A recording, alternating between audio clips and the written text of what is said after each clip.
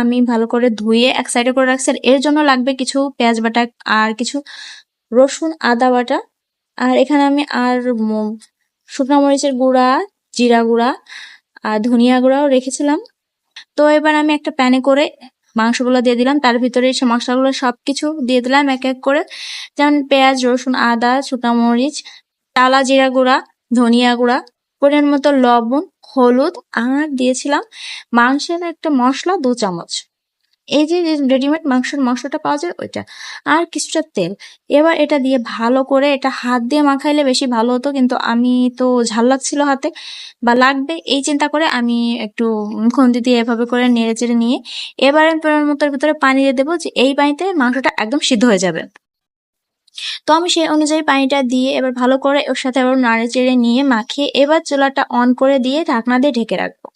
তো এর কিছুক্ষণ পরে এই যে এভাবে করে